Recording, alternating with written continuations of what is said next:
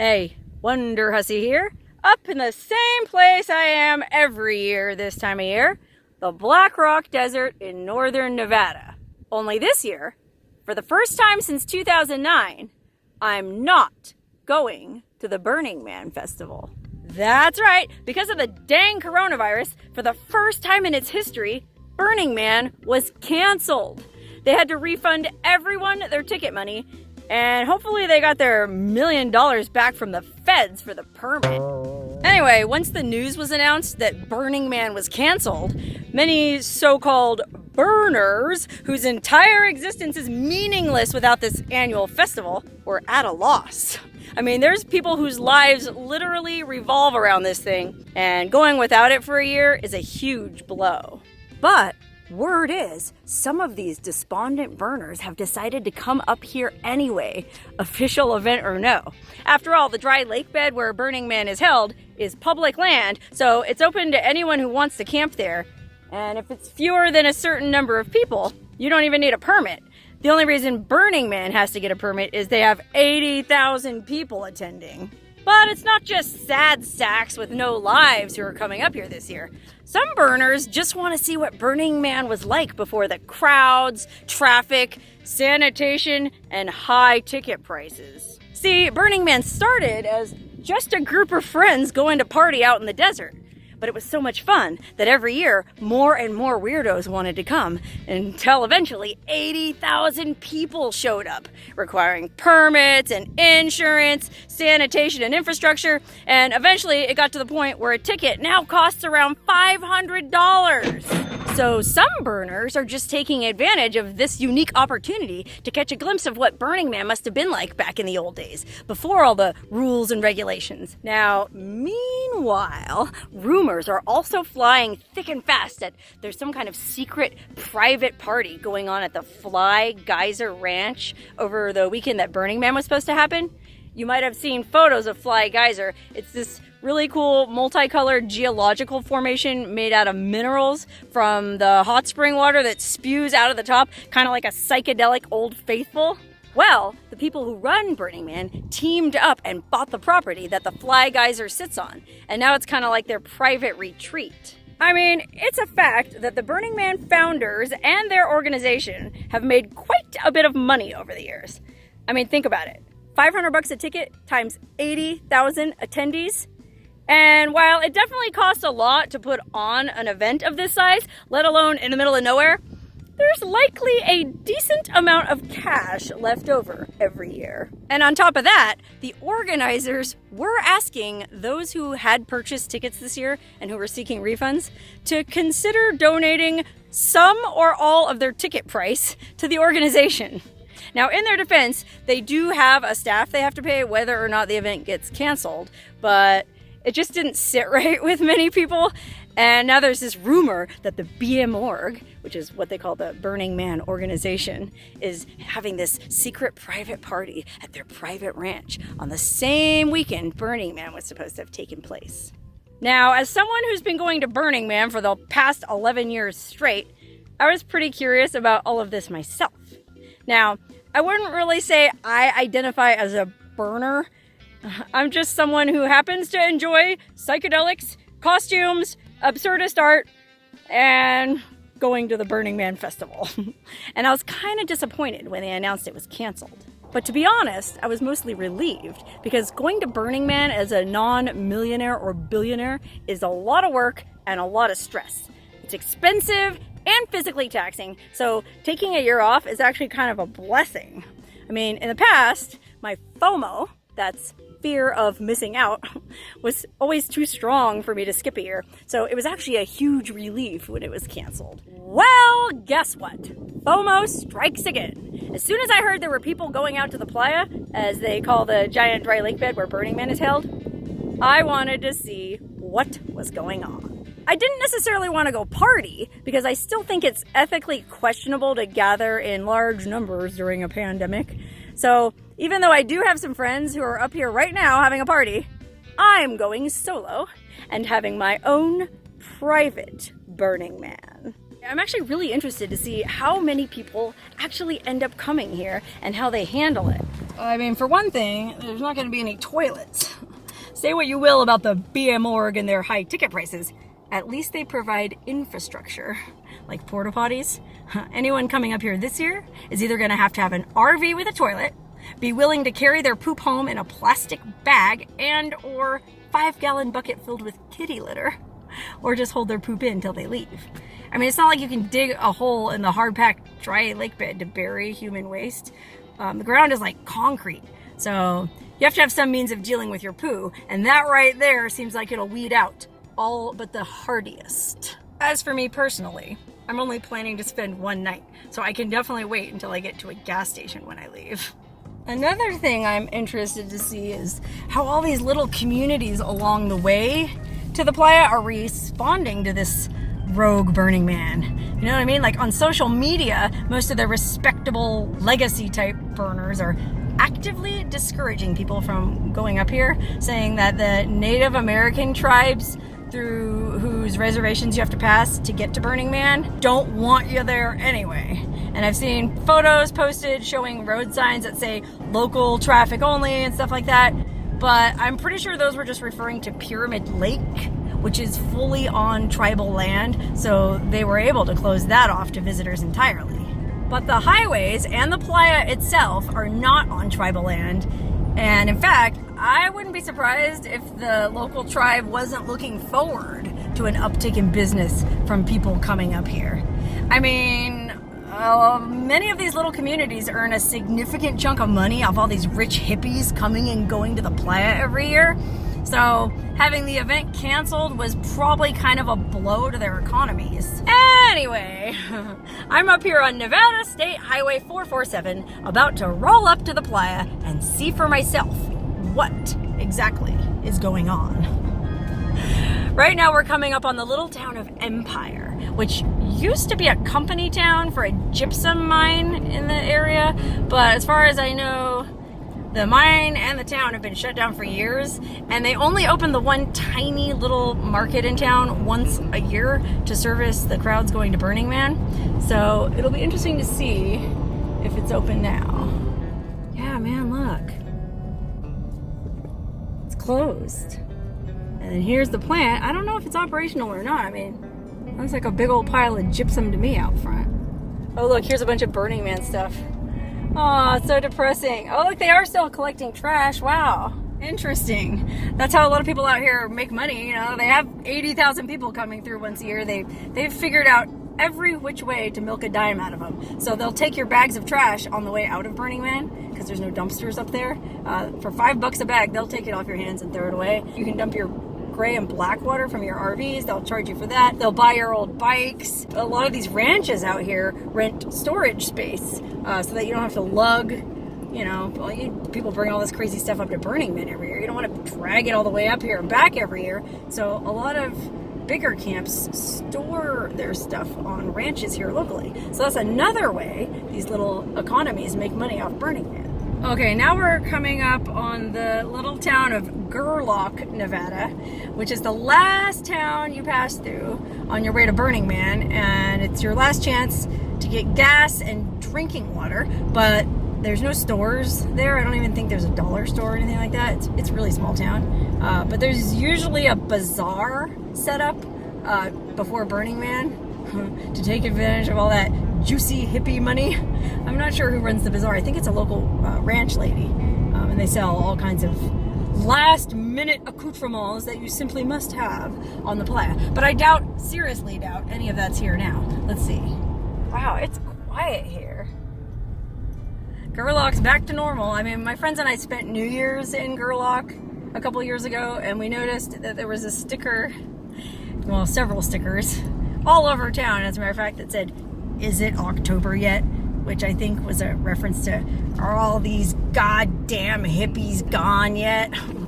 I mean, I guess they like taking their money, but that's where the like ends. I just saw a sign reminding everyone that there's a statewide fire ban in effect. No fires of any kind. I guess they just want any intrepid burners headed out here to know that they won't be burning any man this year. Okay, wow, we're coming up on the playa. where Burning Man is held, which is right over here on the right. And you can see, well, maybe you can see my windows are dirty. There are a bunch of people out there.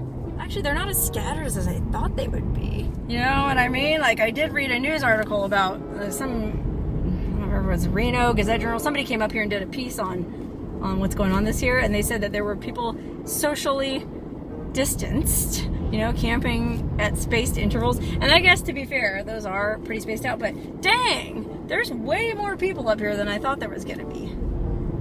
Okay, well, we'll go check all that out in a minute, but, well, I'm kind of interested in this fly geyser conspiracy theory, so let's go check that out first. Okay, awesome. I drove up the hill on the other side of the highway looking down at the Morg's private ranch, and I'm gonna climb up on top of my rig to get an even better view. See if we can see any illicit goings on, maybe some QAnon, Pizzagate type shenanigans. And I even have this telephoto lens I'm gonna put on my camera so we can really get a good look. Okay, I climbed up on top of my car and attached the zoom lens, but I'm not sure I really see anything that looks unusual. I'm gonna go ahead and say that reports of a secret Morg party were grossly exaggerated. Well, gosh, it's hotter than blazes up here, so I'm gonna go ahead and climb down off my car now. I mean, I think my thermometer in the car said it was 100 degrees, and I believe it. According to the weather, it was supposed to be 103 up here today, and well, that's not gonna be very pleasant without all the shade structures and bars and lounges and stuff that everybody sets up at a typical Burning Man. You know what I mean? It's just going to be a big, hot, blazing, baking, dry lake bed with minimal shade. So it's not like I'm in a hurry to get out to the playa, but if I want to document this, I guess I'd better get out there. No one said journalism was easy. I hold everything. As I was driving over to the playa, I happened to notice, well, off the playa kind of extends towards the Fly Geyser Ranch. They're just sort of right at the edge of it. And I happened to notice as I came around the corner, there's like a driveway that goes into it around, like a distance away from where the Fly Geyser is. And there was a guy standing by a locked gate, almost like a velvet rope at a nightclub. And he was letting people in pickup trucks in. And well, I'll show you. You maybe can see that dust trail. That's one of the trucks driving out there now. And then, well, again, I'm just gonna use my crummy digital zoom because I don't feel like messing with that telephoto. There are a bunch of RVs parked over there. So if anything, I'm guessing the Morg is having their own private burn over there on their property. Well, I'm still going to the dang playa because, well, if there's anything I learned from the movie Titanic, it's that the best parties are among the poor folk. You know, this uppity ups always have kind of a, well, they always have kind of dry, boring get-togethers, and all the real action is below decks, if you know what I mean. Okay, now here's the real playa. This is where the real party is. And the Burning Man footprint, where they build the Burning Man city every year, they move that footprint around from year to year, but it's generally always in the same area. And I'm guessing that's where everyone's gonna be this year. So here's the entrance to the playa we're gonna take. This is the 12-mile playa entrance. And I guess from here, we can just kind of drive out wherever we want. It's weird because at Burning Man, they have like lanes and flags and you can't drive over a certain speed. You know what I mean? All these dang rules and regulations. But we don't have any of that today. Today, well, I guess we could drive as fast as we wanted to. It seems kind of rude to do, to kick up dust. That's one thing. I was hoping it wouldn't be quite as dusty up here this year because there's not as many people driving and riding bikes around, churning up the playa surface. Normally it creates a lot of soft, powdery dust, and then when the wind blows through, well, next thing you know, every nook, cranny, and crevice is filled with this really caustic alkaline dust. It's real nasty. Okay, so we're basically just driving around the playa. We could go anywhere we want. Like I said, there's no flags or lanes or anything. It looks like someone's camped off over there by themselves. And you can see there's a couple cars coming in from over there. Looks like a lot of people are taking advantage of this opportunity to just drive around as fast as they can. I mean, not that car, but I saw some other ones that were really tearing around. But over here on the left, this is where it looks like most people are camped. You know, like I said, I just want to have my own private Burning Man. I don't want to camp too close to anybody else, but, you know, at least want to drive close enough to rubberneck a little. Look, there's somebody flying a kite. I guess that's the low-tech kind of fun you can have here at Rogue Burning Man. A few little tents, but mostly RVs. I feel like somebody told me there was about 1,000 people up here. I don't know who did that census. But, oh wow, it's really interesting. I didn't expect this many people to be here. Okay, well, unfortunately, as expected, there's really not a whole lot going on out here. Another thing I'd like to try to find while I'm out here, although I don't know how I'll find it, is a few weeks ago, somebody or buddies came out and carved giant letters into the playa saying Black Lives Matter. And it's like a mile long, and each letter is like hundreds of feet high, I think. And they're very precisely written, so they think whoever did it used some kind of software program. It wasn't just done willy-nilly. It wasn't just some half-assers coming out here doing donuts. It was planned. And I think it's really interesting because, well, a lot of these Burning Man hippies lose their minds if you so much as pee on the playa. But apparently it's okay to carve giant letters into it. Okay, well, I'll just drive around and see if any place in particular speaks to me. This is weird and kind of awesome because, well, normally when you come up here for Burning Man, the organizers come up here like a month beforehand and grid everything out into streets and spots, and, well, there's some assigned camping, and there is some, just random camping, show up and grab a spot, but normally everything's so regimented. It's never like this where you just drive around and pick a spot. I mean, I really do feel like this is what it must have been like way back in the day. Well, I guess this is it. I mean, this is as good a spot as any. I tried to park with my tailgate in the shade so I can sit there until it gets cooler. And I tried to be like close enough to the other cars so that way if they do anything exciting later tonight and get footage, go far enough away so that it's still my own private Burning Man. But hey, now I guess it's time to set up camp. All right, I got my camp all set up, and now it's time for a drink. That's what Burning Man is all about. Let me give you a little tour of my camp. Okay, so first of all, I tried to face into the direction of the prevailing winds so that I can leave my tailgate open and not get the whole car full of dust. And I put up some Reflectix panels in my windows to try and keep the baking, blistering, broiling sun out. And then in what little shade I do have, I set up my camp chair. Over here you can see my flare that I have hung up for the day. I also have some lights I'm planning to put up when it gets dark. Here's where my bar is. Unfortunately, we don't have too much on tap at the bar. This was the only thing they had at the Love's Truck Stop in Fernley that wasn't beer. Now, while we're on the subject of food and beverage, the camp kitchen is over here in the windshield where I have my boil-in-the-bag meals heating up just with sun power. And then over here, I put up my art installation. I'm not sure what it means either, but I can tell you this. It means just as much, if not more, than most of the stuff you see up here at Burning Man every year. I wonder if it'll get me an art grant. Oh, and over here I have my DJ. That's DJ Bose. You may have heard of him. I was really lucky. I was able to convince him to fly in from Switzerland just for this. And then, of course, I myself changed into something more playa appropriate. Unfortunately, it's not YouTube appropriate if I shoot any lower than this.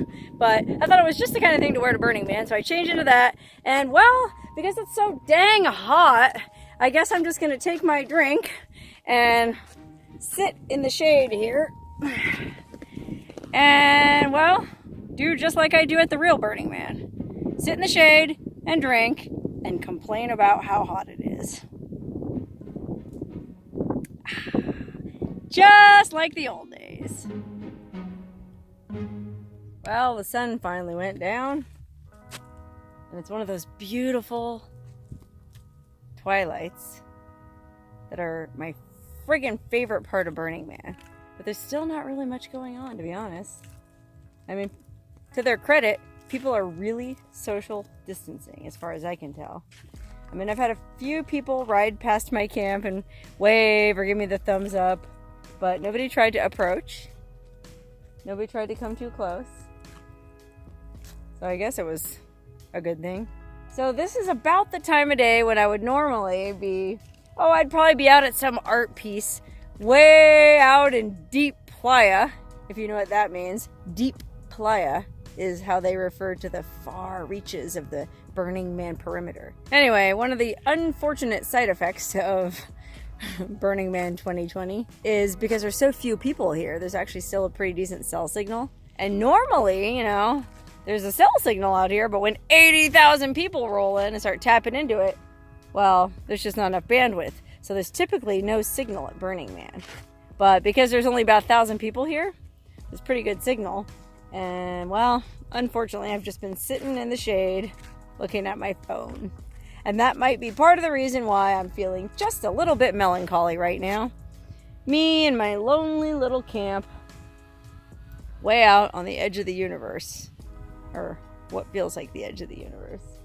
At the actual Burning Man, sometimes when you're way out in deep playa, and usually it's the middle of the night, and you thought it was a good idea to ride your bike or walk or take an art car way out to deep playa, and you find yourself stranded out there, and it's late, it's 2, 3, 4, 5 in the morning, and now you find yourself miles, literally, from camp, and you have to find your way back, and it's cold, because it does get cold here at night, and you're tired, and your drugs wore off, and you don't have any booze on your person, and you're stumbling along in the darkness with just the light of your headlamp to guide you, and then out of nowhere, out of the mists comes a grilled cheese cart. There's these people who, that's their little art form that they bring to the playa, or their thing that they bring.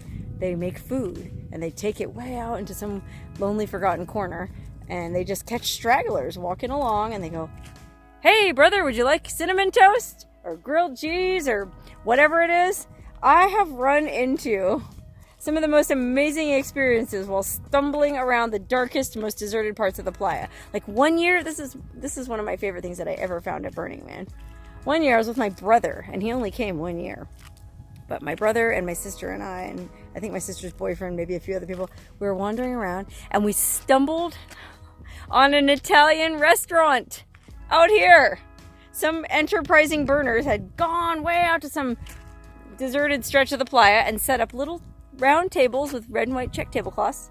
And they dragged out a little kitchen, they heated up a big pot of pasta, and they even had a guy playing the mandolin, and they had this guy who was like the what do you call it, maitre d', who greeted us. We're just walking along, this maitre d' guy comes up to us, "Come in, a table for two, I have you right here." In retrospect, it probably wasn't politically correct. This would have been 2010, so it was before the PC police took all the fun out of everything, including Burning Man. Anyways, this guy led us to we all paired up, me and my brother, ended up at this little red and white check table, and they brought us plates of spaghetti. They were cooking fresh spaghetti out in the middle of nowhere. We stumbled into it. I think they even had red wine for us. Oh man, that was one of my favorite memories. To my brother, I hope you remember that. Cheers. Anyway, that's just one of many very fond memories I have of this festival, and I hope to have many more. I know there's a lot of talk online like, oh well, last year might have been the last Burning Man. And to be honest, well, this might just be the wine talking, but I kind of think that would be okay. It goes back to what I was just saying about the PC police. The tone of Burning Man has sort of changed in the last few years. It used to be all about really snarky, cynical, cutting-edge, absurdist art and social commentary. But even in I only started going in 2009, but even in those 11 years, I visibly saw that change. I mean, some of the costumes that I wore a few years ago are now all of a sudden not okay. Last year, I think it was last year, just before Burning Man, I actually got death threats from a female burner because, well, it's a long story. I won't go into the whole thing, but I had this outfit I used to wear that involved a Muslim niqab, which is a black head veil like Muslim women wear. I don't know, I wore it at Burning Man many years in a row, and it provoked many thought-provoking conversations with people from the Middle East and all over the place. But last year, well, I got death threats for even stating my intent to wear it. So I have a feeling Burning Man, as people really knew it, And again, I didn't start going till 2009, so what do I know? But Burning Man, as it must have been originally, is over. I mean, who's to say what'll happen with COVID, whether they'll get it under control or they'll develop a vaccine or whatever. And well, they might have a Burning Man 2021, but will it ever be the same? Okay, anyway, enough waxing philosophic. You can see that it's, well, it's getting dark. I'm just sitting here by my car, and I did plug some lights in. Mostly so I don't get run over by somebody speeding on the playa. But, you know, my plan is just to sit here in my chair and watch the sun go down. Okay, now it's officially dark. And now it's officially depressing. Little twinkling lights scattered about here and there. But it's depressing because, gosh, when you're at Burning Man and you look at the horizon like this, it looks like the friggin' Vegas Strip. 360 degrees. Well, gosh, it's cooled down quite a bit. Might as well just go to bed. This is Burn Night 2020, y'all.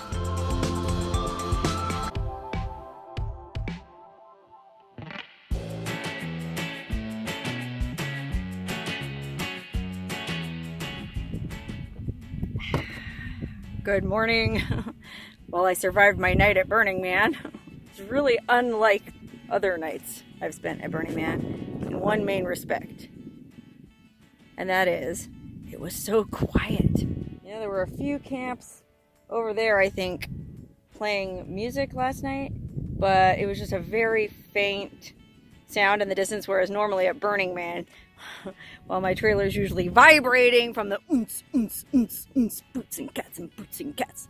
You know what I mean? That kind of electronic music they play up here. I happen to be looking at my phone on Google Maps. They actually have the imprint of Black Rock City laid out on it, and so you can see where Burning Man, I guess it's the most recent Burning Man was, because like I said earlier, they do move the footprint around a little bit from year to year, so they don't create like permanent scars on the playa. But last year's footprint is on Google Maps, and I noticed that where I'm camped here is actually just south of the actual city. It does look like there's more concentrated camp areas over that way towards where town would be. Now, if you recall, I purposely didn't camp over there because, I don't know, I wanted to, I still feel weird about going to party with a bunch of people in the middle of a pandemic. So I just wanted to come out here and be alone on the outskirts, which I did. But a friend of mine texted me last night saying he was reading on Reddit that some guy was up here and there was crowds of people dancing and nobody was wearing masks. And, well, it sounded like classic fear-mongering or hippie bashing to me, but I can't really say for sure because I camped so far away from everything. So, well, like I said, I don't want to spend another night out here and really go find out, partly because I am afraid, I'll be honest, I'm afraid I'd be tempted to just go party, and I don't want to do that. I'm trying to be responsible here. So, but I do think before I leave, I can drive over there in the daytime and just, you know, get a closer peek at what's going on over there and see if there are any big structures erected or anything like that. And then, well, since I'm out here anyways, I'm going to go look for that Black Lives Matter graffiti. I did some Googling this morning, and I think I figured out more or less the area that it's in. So I'm going to drive over and see if I can find that before I leave, too. All right. Let's drive around the playa and see what we see. Okay, so according to Google Maps, it looks like I'm kind of driving, well, ish down 430 towards, towards where the man would be. And if you look up, I don't know, man. It still looks like it's pretty widely dispersed to me. Uh-oh. Okay, hold everything. I stumbled on a whole nother Burning Man, so maybe this is what the guy on Reddit was talking about. There's probably another 1,000 people over here. Wow, okay, this is a pretty significant number of people over here. I might have to take back what I said. Oh, wow, and then look. I don't know if you can see, but there's actually a couple porta potties on a trailer over there. Oh, there's several porta potties. Wow, somebody actually got it together enough to bring porta potties out here. There's 6 right there. That's pretty impressive. Well, if I'd known that, I would have camped over here, dang it. Interesting. Boy, there are a lot more people here than I thought. Oh, look over here. People actually did bring some fairly large scale art. It's like one of those onion dome things. I remember seeing those out on the playa in years past. Oh, there's an art car somebody brought up. I mean, there's some speakers. I guess that could be construed as a dance floor. Oh, dang, look at that. Whoops, I think I'm driving on the runway. Well, it actually looks like there's a bunch of people camped over here that flew in because I see a few airplanes parked. Okay, wow, I take back everything I said. I'm gonna have to revise my estimate. You know, I wouldn't be surprised if there wasn't 5,000 people here. 5,000 people, I've seen 6 porta potties. But to be fair, it's a lot of RVs, so. Okay, wow, I sure am glad I decided to go look for this Black Lives Matter graffiti, because if I hadn't, I never would have known about all this, and my video would have been totally false.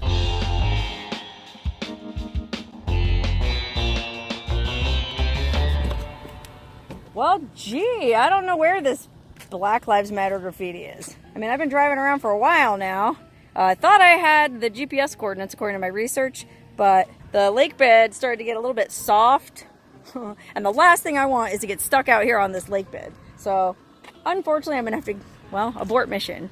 And that was just a secondary mission anyways. My primary mission was to investigate Burning Man 2020. And that I accomplished. Well, gee.